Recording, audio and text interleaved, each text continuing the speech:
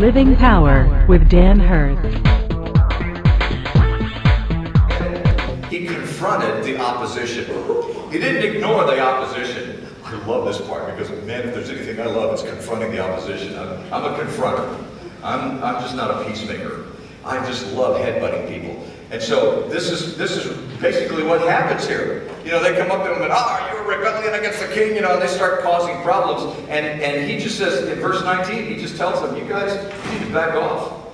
That opposition, by the way, was growing. At first it was just Sanballat and Tobiah, and then the Geshem starts coming along. So the group, the opposition, starts growing. And they made fun of Nehemiah and those that agreed with him, and they questioned their motives, and they falsely accused them. Ever had that happen to you? Ever had that happen at work? Ever had that happen at home? Of course you have. It's that opposition that comes against you. It's going to happen. Expect opposition, even when you're seeking to do God's will. Interestingly, Nehemiah had the paperwork and the witnesses with him to confirm his authority, but that didn't matter to the detractors. The fact that he had the authorization, he had the paperwork, and he had the witnesses with him that had come with him from the king, didn't matter to them. They were still going to oppose him. They were still going to fight him on it. They didn't care. They still accused him of rebelling and disobeying the king. And when in fact what he was doing was obeying the king. He was doing exactly what the king told him to do. So you are going to be opposed. Confront the opposition. Don't let the opposition misguide you. Don't let them steer you wrong. Don't let them do something in your life to get you detracted from what you're supposed to be doing. But stand firm. Stand up. We had a principle, I remember, in business when we were in radio. One of the things that we did was anytime that there was something negative said about us, we confronted it immediately. Because if you let it go, then it begins to build some credibility. People say, well, you know, they're not saying anything about it. You know, maybe there's something there. Maybe they're hiding something.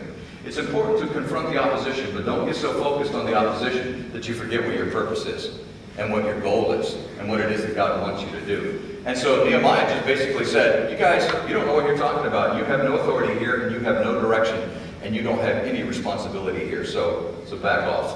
That's really what he said. Then he turned right around, after he's backed them off in verse 19, he turns right around, and in verse 20, he empowers his co-workers. So he has just told these other guys to back off, and then he comes back and he says, the God of heaven will give us success.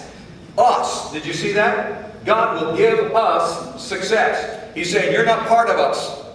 God's going to give us success. And when he does that, he empowers his co-workers. He tells them, our people together, the ones that are doing God's will, are empowered by God. We have a vision, we have a focus, we have a plan. We're going to accomplish things the way God wants us to accomplish things. And then he realistically identified who the successful workers would be. And he identified himself with them. What he says is, you guys, these guys are not going to be successful. We're going to be successful. And I'm part of you. Together, we're going to be successful. He didn't say, you're going to be successful. He said, we are going to be successful. He identified himself with his co-workers. He wasn't telling them that he was going to tell them what to do. He was going to be their boss. He was going to work with them. They were going to accomplish something that needed to be accomplished.